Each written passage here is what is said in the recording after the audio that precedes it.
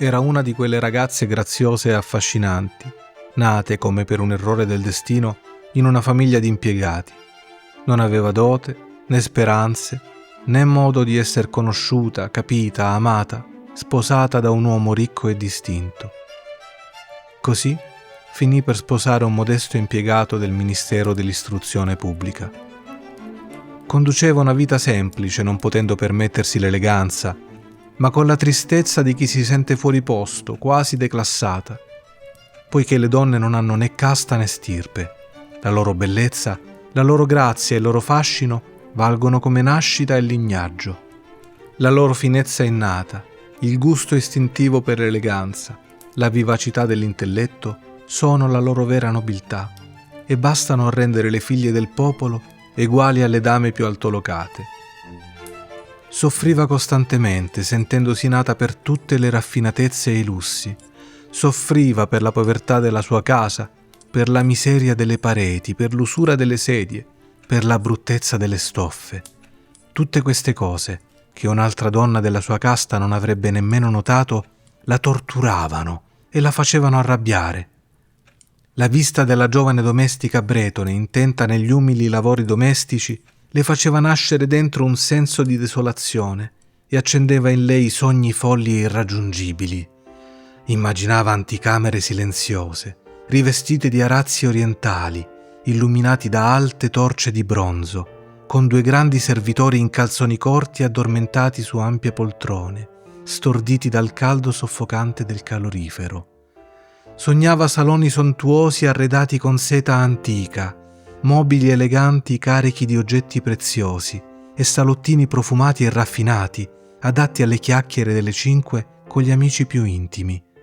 Uomini noti e ricercati, la cui attenzione tutte le donne invidiano e desiderano. Quando sedeva per cena al tavolo rotondo coperto da una tovaglia usata da 3 giorni, di fronte al marito che sollevava con entusiasmo il coperchio della zuppiera esclamando «Ah, il buon bollito! Non c'è nulla di meglio di questo!» Lei sognava cene raffinate, argenteria scintillante, arazzi che tappezzavano le pareti raffigurando antichi personaggi e uccelli fantastici in una foresta fatata. Sognava pietanze squisite servite in porcellane meravigliose, galanterie sussurrate e accolte con un sorriso enigmatico, mentre gustava la carne rosata di una trota o le ali delicate di una gallinella. Non aveva abiti eleganti, né gioielli, niente. Eppure era proprio quello che amava. Si sentiva fatta per quel mondo. Avrebbe tanto desiderato piacere, essere invidiata, essere seducente e ricercata. Aveva un'amica ricca, una compagna di collegio che ormai non riusciva più ad andare a trovare, tanto soffriva al ritorno, e piangeva per giorni interi, sopraffatta dal dolore, dal rimpianto, dalla disperazione e da un senso profondo di ingiustizia. Una sera suo marito tornò a casa con un'aria trionfante, stringendo in mano una grande busta.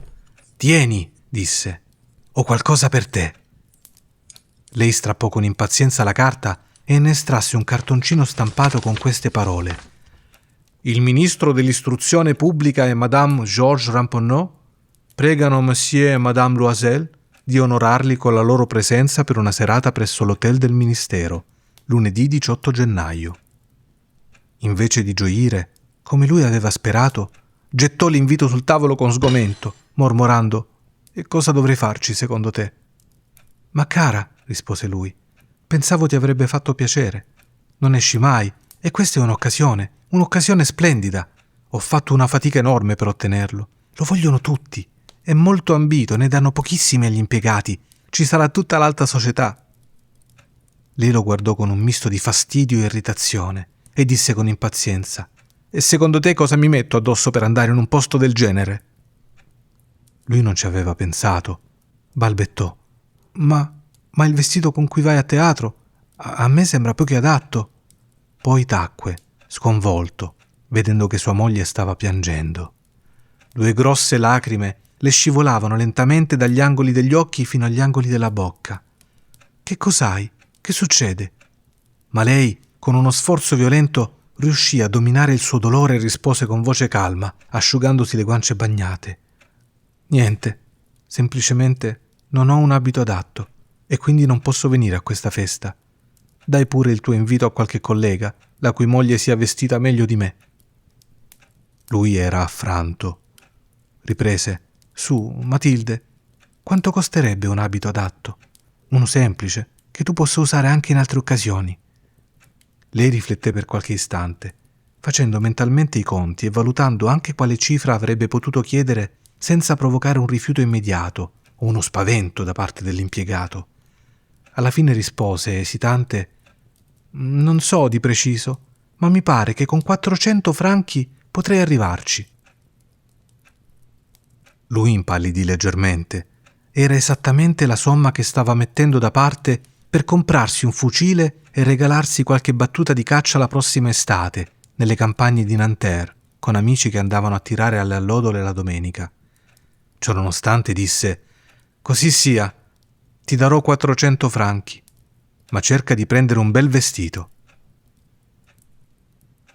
Il giorno della festa si avvicinava, ma Madame Loisel appariva triste, preoccupata, inquieta. Eppure l'abito era pronto. Una sera il marito le chiese: «Che cos'hai, eh? Sei strana da 3 giorni». E lei rispose: «Mi dà fastidio non avere un gioiello, nemmeno una pietra da mettere addosso. Sembro proprio una poveraccia. Quasi quasi preferirei non andarci a questa serata». Lui provò a rassicurarla: «Metterai dei fiori freschi, è molto chic in questa stagione. Con 10 franchi puoi avere 2 o 3 magnifiche rose». Ma lei non si sentiva affatto convinta. «No, non c'è niente di più umiliante che apparire povera in mezzo a donne ricche». Allora il marito sbottò: «Ma sei proprio sciocca! Vai dalla tua amica, Madame Forestier, e chiedile di prestarti qualche gioiello.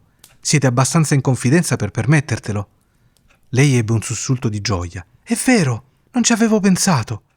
Il giorno dopo andò a casa dell'amica e le raccontò la sua angoscia. Madame Forestier si avvicinò all'armadio a specchio, prese un grande cofanetto, lo portò davanti a lei, lo aprì e disse: «Scegli, mia cara». Matilde vide prima dei bracciali, poi una collana di perle, poi una croce veneziana in oro e pietre colorate di ammirevole fattura. Provava quei gioielli davanti allo specchio, esitava, non riusciva a decidersi a toglierli, a restituirli. Continuava a chiedere: «Non hai nient'altro?» «Ma certo, guarda pure, non so cosa potrebbe piacerti». All'improvviso scoprì in una scatola di raso nero una superba collana di diamanti e il suo cuore cominciò a battere con un desiderio irrefrenabile. Le mani le tremavano mentre la prendeva. Se la allacciò al collo, sopra il corpetto alto del suo vestito, e restò in estasi davanti al proprio riflesso. Poi chiese, esitante, piena d'ansia: «Puoi prestarmi questa? Solo questa?» «Ma certo, naturalmente». Matilde le saltò al collo, la baciò appassionatamente e poi corse via col suo tesoro. Arrivò il giorno della festa. Madame Loisel era un trionfo, la più bella di tutte, elegante, aggraziata, sorridente, raggiante di gioia. Tutti gli uomini la guardavano, chiedevano il suo nome, facevano di tutto per essere presentati. Tutti gli addetti del gabinetto ministeriale volevano ballare il valzer con lei, persino il ministro la notò. Matilde danzava come ubriaca, con trasporto, inebriata dal piacere, dimentica di tutto, immersa nel trionfo della sua bellezza, nella gloria del suo successo, in una sorta di nube felice, fatta di sguardi ammirati, di complimenti sussurrati, di desideri risvegliati. Una vittoria totale e dolcissima per il cuore di una donna. Se ne andò verso le 4 del mattino. Suo marito da mezzanotte dormiva in un piccolo salone deserto insieme ad altri 3 signori le cui mogli si stavano ancora divertendo. Le gettò sulle spalle i vestiti che aveva portato per l'uscita, indumenti modesti, da tutti i giorni, la cui povertà strideva con l'eleganza dell'abito da ballo. Lei lo avvertì, lo sentì sulla pelle e volle fuggire via per non farsi vedere dalle altre donne che uscivano avvolte in ricche pellicce. Loisel cercò di fermarla. «Aspetta, prenderai freddo là fuori, vado a chiamare una carrozza». Ma lei non lo ascoltava e scendeva rapidamente le scale. Quando furono in strada non trovarono nessuna carrozza e cominciarono a cercare, gridando dietro ai cocchieri che vedevano passare da lontano. Scendevano verso la Senna, disperati, infreddoliti. Alla fine trovarono sulla banchina una di quelle vecchie carrozze notturne che si vedono girare solo dopo il calar del sole, come se si vergognassero della propria miseria alla luce del giorno. Il cocchiere li riportò fino alla porta, in Rue des Martyrs, e loro salirono mestamente a casa. Per lei era tutto finito. E lui pensava già che l'indomani avrebbe dovuto essere in ufficio al ministero per le 10. Lei si tolse i vestiti con cui si era coperta per uscire e si mise davanti allo specchio per rivedersi ancora una volta nel suo splendore. Ma all'improvviso lanciò un grido. Non aveva più la collana al collo.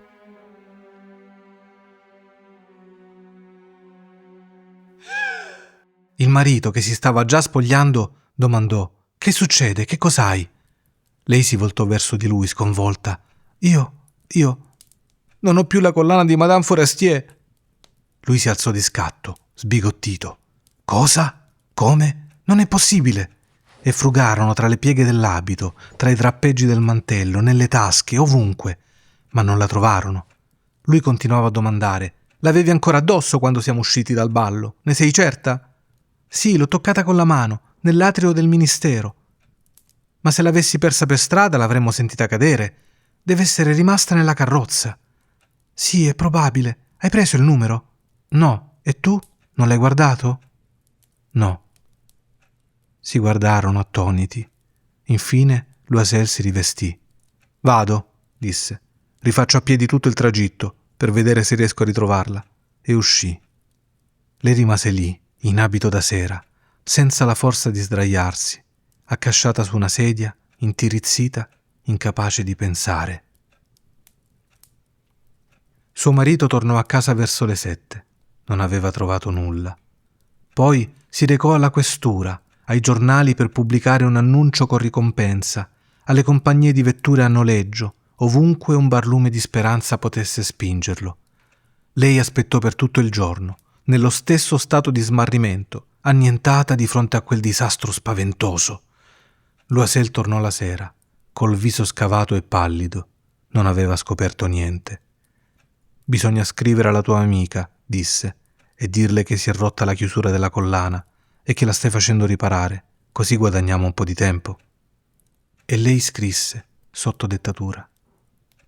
Dopo una settimana avevano ormai perso ogni speranza e Loisel, invecchiato di 5 anni in pochi giorni, dichiarò: «Dobbiamo prendere in considerazione la sostituzione di questo gioiello». Il giorno dopo presero la scatola che lo conteneva e si recarono dal gioielliere il cui nome era indicato all'interno. Lui consultò i suoi registri. «Non sono stato io, signora, a vendere questa collana. Probabilmente ho solo fornito l'astuccio». Allora cominciarono a girare di gioielliere in gioielliere, cercando una parure identica a quella perduta, affidandosi alla memoria, entrambi logorati dal dolore e dall'ansia. Alla fine, in una boutique del Palais Royal, trovarono una collana di diamanti che sembrava identica a quella smarrita. Costava 40.000 franchi. Erano disposti a lasciargliela per 36.000. Chiesero allora al gioielliere di non vendere la collana per 3 giorni e si accordarono sul fatto che questi l'avrebbe ripresa per 34.000 franchi se la prima fosse stata ritrovata entro la fine di febbraio. Loisel disponeva di 18.000 franchi ereditati da suo padre. Il resto avrebbe dovuto prenderlo in prestito. Cominciò così a chiedere 1.000 franchi a uno, 500 a un altro, 5 Luigi qui, 3 Luigi là. Firmò cambiali, contrasse debiti rovinosi, si rivolse agli usurai, a ogni genere di prestatore. Compromise tutto il resto della sua esistenza, rischiò la propria firma senza nemmeno sapere se avrebbe mai potuto tener fede agli impegni.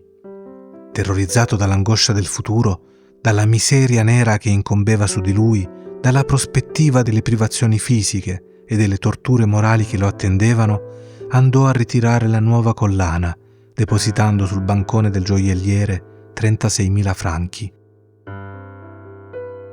Quando Madame Loisier riportò la parure a Madame Forestier, quest'ultima le disse con tono infastidito: «Avresti dovuto restituirmela prima. avrei potuto averne bisogno. Non aprì nemmeno l'astuccio, cosa che Matilde temeva con tutto il cuore. Se si fosse accorta dello scambio, cosa avrebbe pensato? Non l'avrebbe forse presa per una ladra? Madame Loisier conobbe allora la vita orribile dei poveri. Accettò il proprio destino di colpo, eroicamente. Bisognava pagare quell'enorme debito e lei l'avrebbe pagato. Licenziarono la domestica, cambiarono casa, andarono a vivere in una mansarda sotto i tetti. Lei imparò cosa significavano i lavori pesanti della casa, le incombenze più odiose della cucina. Lavava i piatti, consumandosi le unghie rosa sul grasso delle pentole e sul fondo delle casseruole. Insaponava la biancheria sporca, le camicie e gli stracci, che poi stendeva ad asciugare. Ogni mattina scendeva in strada a buttare la spazzatura e poi risaliva coi secchi dell'acqua, fermandosi a ogni piano per riprendere fiato. Vestita come una donna del popolo, andava dal fruttivendolo, dal droghiere e dal macellaio, col cesto al braccio, mercanteggiando, subendo offese, difendendo centesimo per centesimo quel poco denaro. Ogni mese bisognava pagare cambiali, rinnovarne altre, ottenere rinvii. Suo marito la sera lavorava a ricopiare conti per un commerciante e la notte spesso faceva copia a 5 centesimi la pagina. E questa vita durò 10 anni. Alla fine avevano restituito tutto, fino all'ultimo franco, con gli interessi da usura e l'accumulo degli interessi sugli interessi. Ora Madame Loisier sembrava vecchia. Era diventata una di quelle donne forti, dure, segnate dalla fatica, che si incontrano nei quartieri più umili. Trasandata, con le gonne storte e le mani arrossate, parlava a voce alta, lavava i pavimenti assecchiate d'acqua. Ma a volte, quando il marito era in ufficio, si sedeva accanto alla finestra e ripensava a quella serata lontana, a quel ballo in cui era stata così bella e così ammirata. Cosa sarebbe accaduto se non avesse mai perso quella collana? Chi può dirlo? Chi può saperlo? Com'è strana, com'è capricciosa la vita. Basta così poco per perdersi o per essere salvati. Una domenica, mentre passeggiava sugli Champs-Élysées per distrarsi un po' dalle fatiche della settimana, Matilde scorse all'improvviso una donna che camminava con un bambino. Era Madame Forestier, ancora giovane, ancora bella, ancora affascinante. Matilde si sentì scossa, turbata. Le avrebbe parlato? Ma sì, certo. E ora che aveva pagato tutto, le avrebbe detto la verità. Perché no? Matilde si avvicinò. «Buongiorno, Jeanne». L'altra non la riconobbe, stupita che quella donna dall'aspetto trascurato la chiamasse con tanta confidenza. Balbettò: «Ma, signora, non so, deve esserci un errore». «No, sono Matilde Loisier».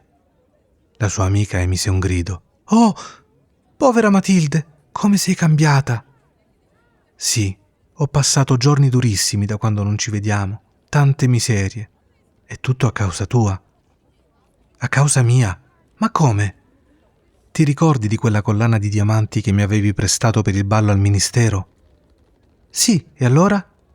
«Beh, l'ho perduta». «Come? Ma se me l'hai restituita?» «Ti ho riportato un'altra collana, uguale in tutto, ed è da 10 anni che la stiamo pagando. Capisci bene che per noi, che non avevamo nulla, non è stato facile. Ma ormai è finita e ne sono davvero sollevata». Madame Forestier si era fermata di colpo. «Mi stai dicendo che hai comprato una collana di diamanti per sostituire la mia?» «Sì, non te ne sei accorta, vero? Erano proprio uguali». E sorrise, con un orgoglio ingenuo e amaro. Madame Forestier, profondamente commossa, le prese entrambe le mani. «Povera Matilde, ma la mia era falsa. Valeva al massimo 500 franchi».